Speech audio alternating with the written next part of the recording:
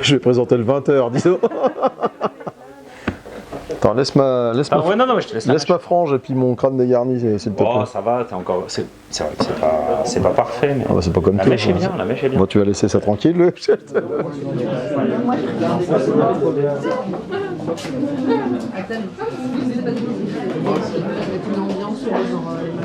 En fait, Purple Brain est un peu, enfin connu, c'est très prétentieux de dire ça, mais disons que c'est la gamme Contre et Jeux qui a permis de sortir un peu du lot à un moment, quoi. Donc l'idée c'était de décliner cette idée sur un autre format, plutôt que de faire des jeux comme j'avais fait Shinobi. Alors j'ai pas de regret de l'avoir fait, mais c'était un écart sur la gamme, etc., quoi. Donc ça je le referai pas, mais de se concentrer sur ce qui fait l'identité éditoriale de Purple Brain, c'est pas mal, quoi. Tant que j'aurai les jeux que j'ai envie d'éditer dans cette gamme, enfin je le ferai, mais après si à un moment j'ai plus de jeux j'ai plus d'envie de le faire, je le ferai plus, quoi. Mais pour l'instant c'est pas le cas. J'ai 2 jeux là qui sont en prévision, il y a des jeux en test aussi. Il devrait y avoir Jack et le haricot magique. Et juste après fin 2017 ou 2018, ça sera le Petit Poucet, qui est un jeu de Bruno Feduti et de Anya Vredeux, qui sera illustré par quelqu'un de votre coin qui s'appelle Frédéric Pilot, normalement. Voilà. Et le Jack et le haricot magique, c'est un jeu de Frédéric Morard qui sera illustré par Nayad et Pierrot. Voilà. Tu touches quoi. Sur l'évolution de l'écran.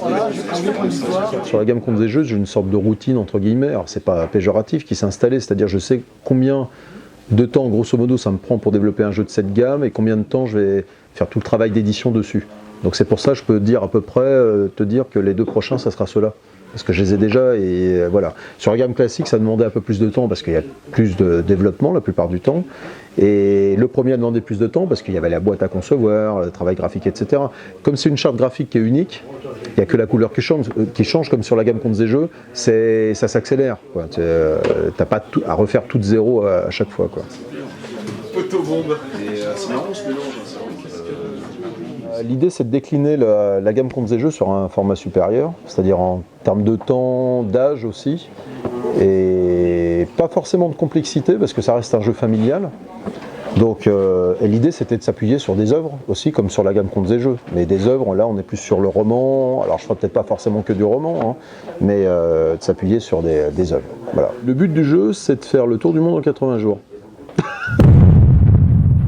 Non mais il y a un plateau qui représente le bureau de Phileas Fogg, on commence sur la case de Londres et on doit faire le tour du plateau et revenir à Londres, donc être le premier ou la première à faire ça, sauf qu'il y a deux contraintes pour rentrer à Londres. Il y a d'une part, il faut s'être débarrassé des 3 cartes rumeurs qu'on a tous au début de la partie, et ça représente le fait que Phileas Fogg est suspecté d'avoir braqué la Banque d'Angleterre, donc il faut qu'il rentre à Londres en étant un peu blanc. Et la deuxième, c'est de rentrer avec 10 livres ou moins en main. Donc sachant qu'on commence la partie avec 80 livres en main, on n'aura pas assez pour faire tout le plateau avec 80 livres, donc il faudra récupérer de l'argent. Et le truc perfide, c'est qu'il faudra arriver avec 10 livres ou moins en main. Donc à un moment, il faut trouver un point de bascule pour se dire, tiens, j'ai commencé à dépenser de l'argent pour me délester un peu, etc. Et c'est un jeu, c'est un 2-6 joueurs qui a un format assez large et qui est assez familial parce que les règles sont expliquées en 5 minutes. Son tour de jeu, c'est dépenser de l'argent pour avancer, point barre, quoi. Et donc les gens rentrent facilement dans le jeu et on découvre les petits trucs un peu fourbes, etc. au fur et à mesure du jeu, quoi. Alors en fait c'est la réédition du Lièvre et la Tortue, enfin Hans the Winnie Eagle, enfin avec mon accent espagnol est très limité, hein, n'est-ce pas? Qu'est-ce qu'il veut le monsieur là? Merci Manu. C'est un jeu qui est sorti en 73 de David Parlett, qui a eu le premier Spiel des Jahres en 79, mais c'est pas pour ça que je l'ai repris, et qui a une vie, qui est considéré dans le monde du jeu, le petit monde du jeu qu'on a, comme étant le premier de jeu de société moderne, entre guillemets, quoi. C'est-à-dire pas un jeu où tu balances un dé et t'avances sur un parcours, quoi. Grosso modo. Donc c'est un jeu qui a gardé une grande modernité, mine de rien, dans le système, quoi. On l'a nettoyé un peu le système à certains endroits pour que ça soit un peu plus comme maintenant, mais parce que moi c'est une belle histoire parce que, enfin une belle histoire entre guillemets, j'avais édité le Lièvre à la Tortue de Gary Kim déjà dans la gamme Contre et Jeux, Et il y avait des mecs sur Board Game Geek avec des gens qui ont toujours des trucs à dire, comme sur tous les forums de ce type-là. Il y a un mec qui a dit ouais, c'est pas normal, Lièvre à Tortue c'est déjà pris, on n'a pas le droit d'éditer un nouveau jeu sur ce thème. Et David Parlett a été intervenu personnellement pour dire bah non, il n'y a pas de souci quoi. Et donc il connaissait le jeu de Gary Kim. Et quand j'ai voulu lancer cette nouvelle gamme, l'idée c'était effectivement de faire le tour du monde en 80 jours, mais j'étais plus parti sur le jeu de Ravensburger de Kramer, Wolfgang Kramer, et qui a pas très bien vieilli au final, enfin j'ai joué, et chez moi j'ai beaucoup de jeux, et tous les vieux jeux sont rangés ensemble, je suis très méthodique, et juste en dessous du tour du monde en 80 jours de Kramer, il y avait le Lièvre et la Tortue, la version d'Abacus.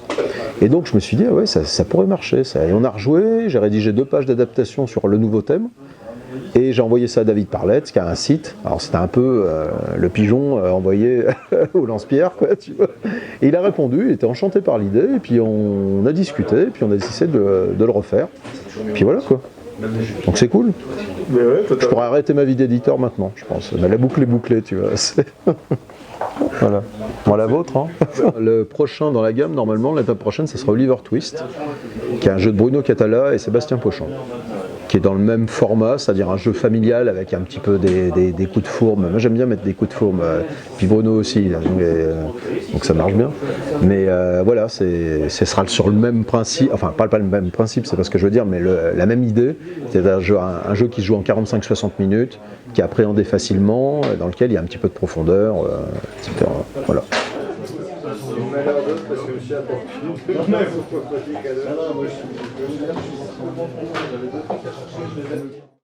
Bon, on va pas reparler de Fred Henry, je pense que c'est inutile, hein. Surtout que vu sa dernière coupe de cheveux, je pense qu'on pourrait s'abstenir largement. Non, mais c'est tout.